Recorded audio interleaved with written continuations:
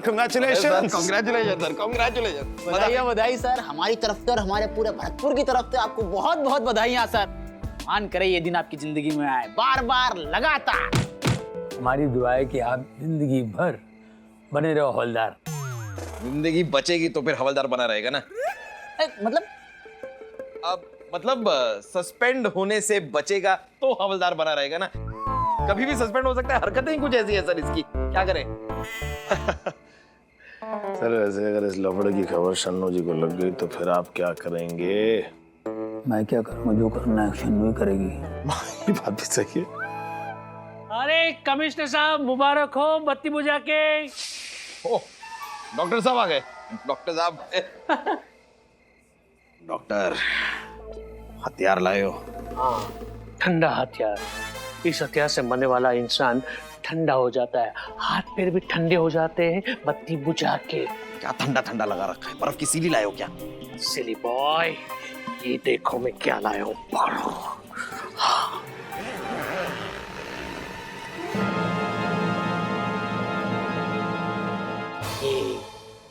इससे क्या होगा? घुसेगा, लेकिन किसी को पता नहीं चलेगा कि खून किस तरह हुआ है बत्ती बुझा के। अब आदि और डीआईजी की बत्ती मैं बुझाऊंगा।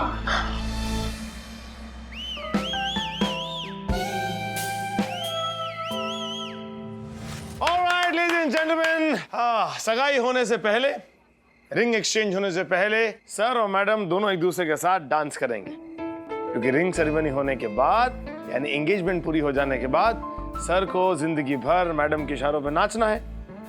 इसलिए रिहर्सल और प्रैक्टिस अभी से शुरू होगी, है कि नहीं? Alright, music.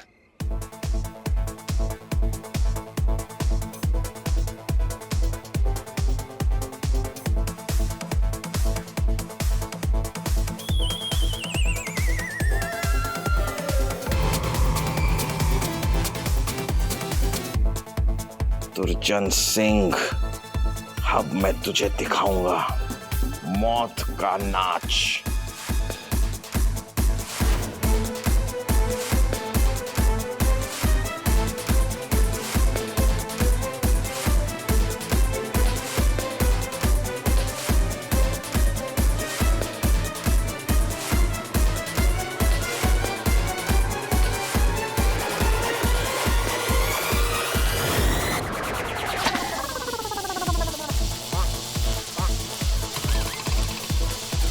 अरे क्या बात है सर, अकेले अकेले नाच रहे हो? नहीं हमारे संग भी नाच लो।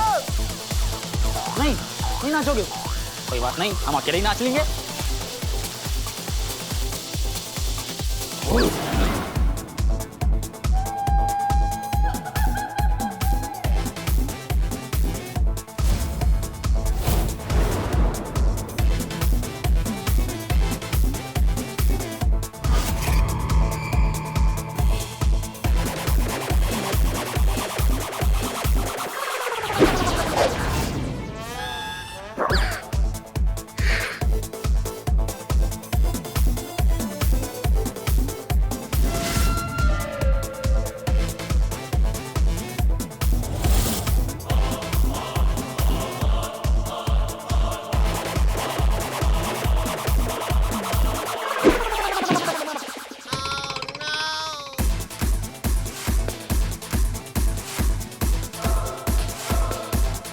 अब ये आखिरी चाकू है, अब तू नहीं बचेगा आदि।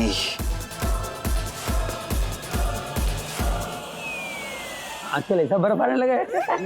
ये ठंडा, ये गर्म हो गया था यार, कोल्ड ड्रिंक। सर अरे क्या कर रहे हो तुम? एक सादा सिंपल मर्डर नहीं कर सकते हो बत्ती बुझा के? मर्डर करना कोई सादा सिंपल काम नहीं है, और वैसे भी मैं कब से ट्राई कर रहा हूँ, लेकिन किसी न किसी कारण से ये लोग बच जाते हैं। अब तो चाकू भी खत्म हो गए, पता नहीं क्या करूं। कोई बात नहीं, तुम्हारे पास बंदूक की गोलियां तो है ना, वो गोली से इन दोनों की जान ले लो बत्ती बुझा के। पिछले जन्म का बदला भी तो लेना है ना तुम्हें। गोली मार दो बत्ती बुझा के।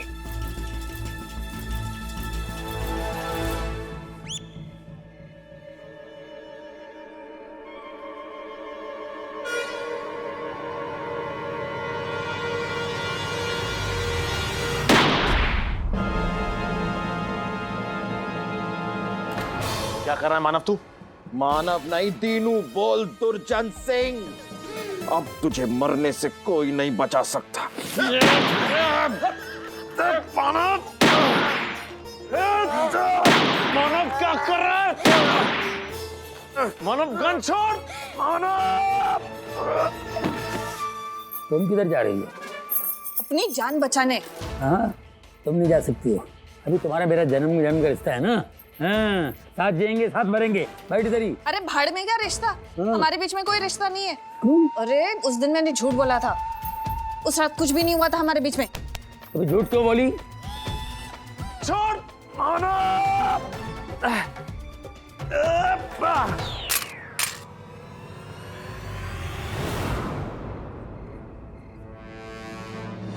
झाड़ियों के पीछे।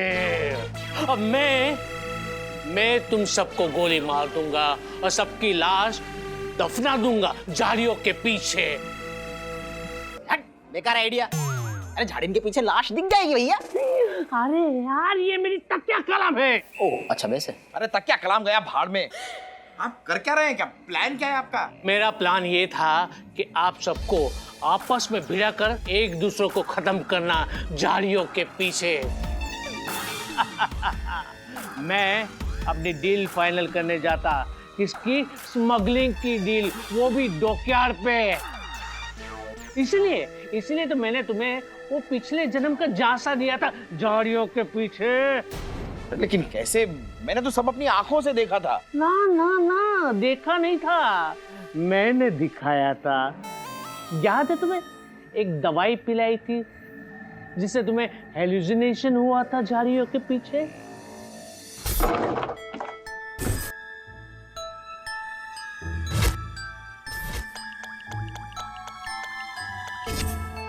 हाँ, अब उठो। अरे और ये दवाई पी लो बत्ती बुझा के। लेट आया ही क्यों? याद आया ना, मैंने नींद में तुम्हें वही दिखाया जो मैं तुम्हें दिखाना चाहता था। और उसके बाद वैसा ही हुआ जैसे मैंने सोचा था झाड़ियों के पीछे। तुम्हें पिछला जन्म दिखाया था, अब कमिश्नर को मैं अगला जन्म दिखाऊंगा।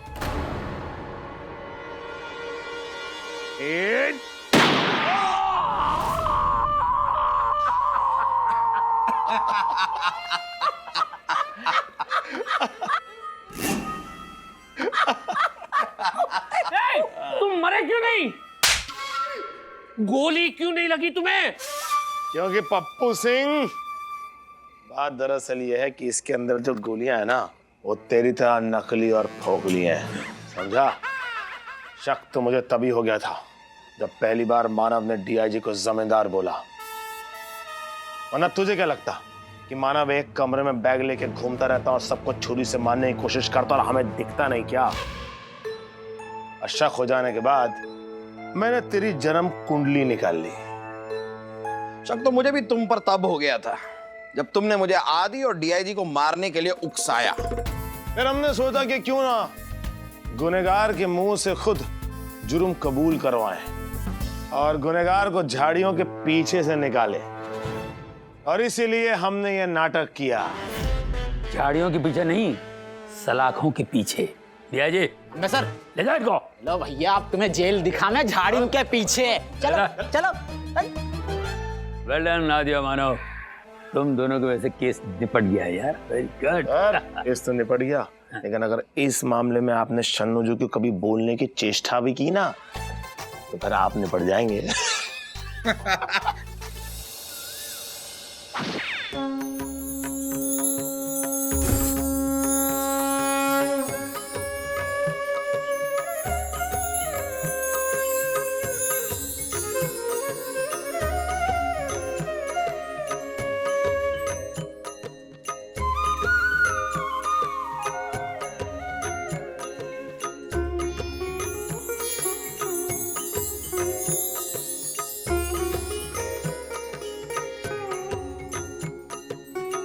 गणपति बप्पा मोरया। सभी सभी श्रद्धालुओं से निवेदन है कि वो सामने जाएं और बप्पा का आशीर्वाद ले, प्रसाद का सेवन करे और बप्पा से जो मांगना चाहते हैं वो मांग ले। गणपति बप्पा, बप्पा मैंने सुना है कि आप कमजोर और लाचारों की रक्षा करते हो। मैं भी अपनी गुस्से वाली बीवी के सामने कमजोर और लाचार हूँ। प्लीज बप्पा मेरी रक्षा करना गणपति बप्पा। ए मुंडू, वहां पे क्या खड़ा है? आजा, मांग ले बप्पा से मांग ले, जो भी मांगना है। आजा आजा।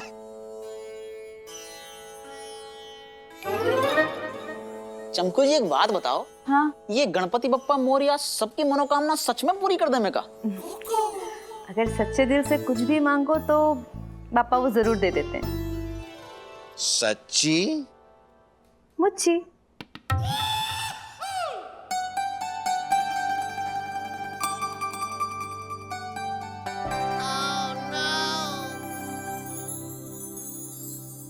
आदि सर, वैसे एक बात बताएं। पता नहीं हमें ऐसा क्यों लग रहा है कि गणपति बप्पा मोरया हमारी मनोकामना पूरी नहीं कर पाएंगे। क्यों? ऐसा क्या मांग ले तूने पप्पा से? जो मन्नत मांगी जावे वो बताई तो जावे ना है। ठीक है, फिर जाने दे। नहीं मतलब अब जब मन्नत पूरी होगी ही नहीं तो बता देना चाहिए। तो फिर बोल। हमने गणपति बप्पा मोरया तो ये मन्नत मांगी है कि हमें मुजरिमन के पीछे नहीं भागना पड़े, खुद ब खुद पकड़ में आ जाए। कैसा है सके? अरे भाई, ये अगर गणपति बापा चाहे ना तो कुछ भी हो सकता है। वो कभी भी कोई भी बड़ा चमत्कार दिखा सकते हैं।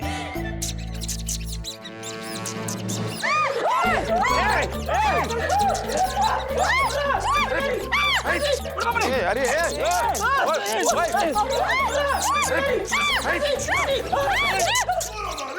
हमारी चूहान तो ज्यादा जमे ना है। और चूहों की भी तुझसे ना जमे। क्यों? क्योंकि तेरी शक्ल बिल्ली जैसी है। वो क्या रहा है? अचानक इतने चूहे कहाँ से आ गए? क्या चमकू, चूहे तो ऐसे ही आएंगे ना, कोई फोन या ईमेल करके थोड़ी ना आएंगे। What a nice joke ना? No, nice नहीं, what a mice joke। चूहे का जोक है ना, mice। एक बात मेरी समझ में नहीं आ रही है। सबसे पहले तो गणपति बापा आ गए, उसके बाद इतने सारे चूहे आ गए। मुझे ऐसा लगता है कि ये सारे चूहे ना बापा ने भेजे, शायद वो हमें कोई सिग्नल देना चाह रहे हैं। कैसा सिग्नल? भैया जी, मुझे ऐसा लग रहा है बप्पा ने तेरी मन्नत पूरी कर दी, इसलिए इतने सारे चूहे भेज दिए ताकि तुम मुजरिमों को छोड़कर चूहों के पीछे पड़ जा, उन्हें पकड़ने के लिए। अरे वाह यार, ये तो बढ़िया है। एक बार हम चूहों को पकड़ लेंगे फिर वो छूट भी नहीं पाएंगे, क्योंकि कोई वकील उनका केस लेगा ही नहीं। What a joke यार। रद्दी जोक। सरकार ने प्लास्टिक पे तो बैन लगा दिया, पता नहीं तुझ पे बैन कब लगाएगी।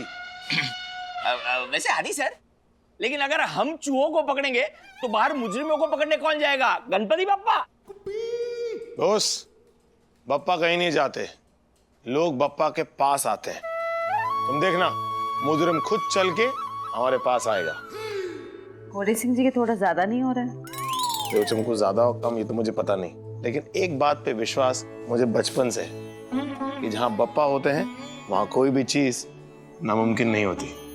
गणपति बप्पा।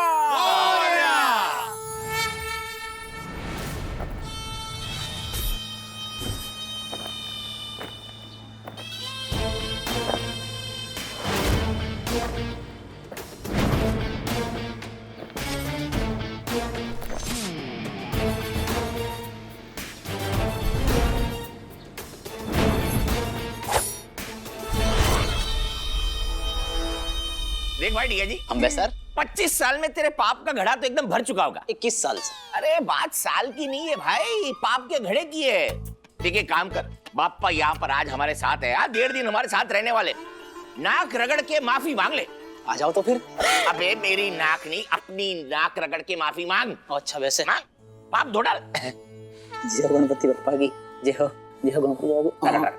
सुनिए, हमें कहिए। अब मुझे कमिश्नर साहब से मिलना है। देखो भाई, पहले तो तुमको कमिश्नर साहब से मिलने के लिए अपॉइंटमेंट लेना पड़ेगा, और उसके बाद भी कमिश्नर साहब तुमको तो मिलेंगे नहीं। अच्छा। तेरी जल्दी खींच, लगे हथियार घुसेड़ रखे, नहीं निकल रही। अरे क्या तुम लोगों ने चिल्लम चिल्ली लगा रही है?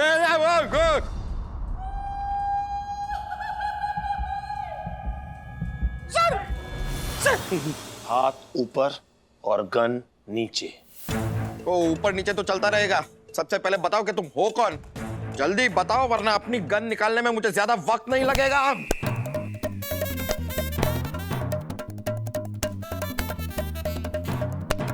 2020 तक तो निकल ही जाएगी। कौन हो तुम? मेरा नाम रघु है और मैं अंडरवर्ल्ड डॉन डैनी डिजिटल का अकाउंटेंट हूँ।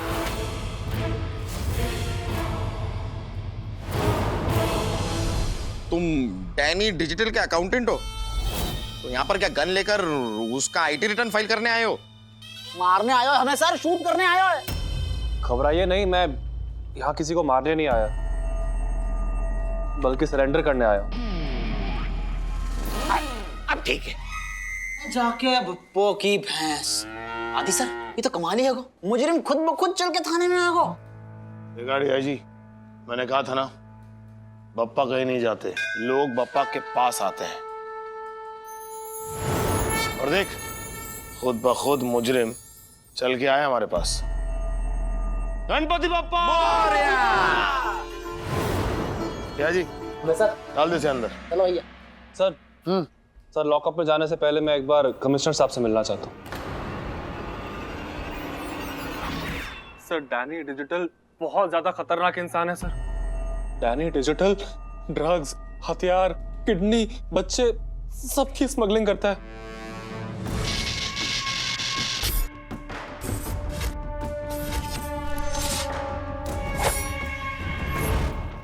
और तो और सर, बेटिंग, किडनैपिंग, इसके अलावा 2 नंबर के सारे धंधे करता है।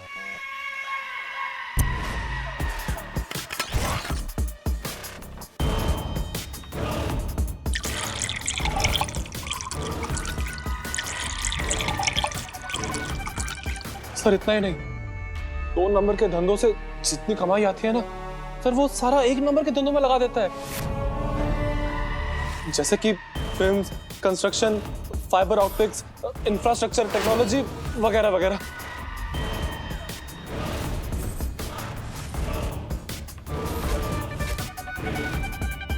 सर, डैनी डिजिटल को जो सबसे बड़ा नशा है ना, वो है नए नए हाईटेक लेटेस्ट डिजिटल गैजेट्स बनाने का।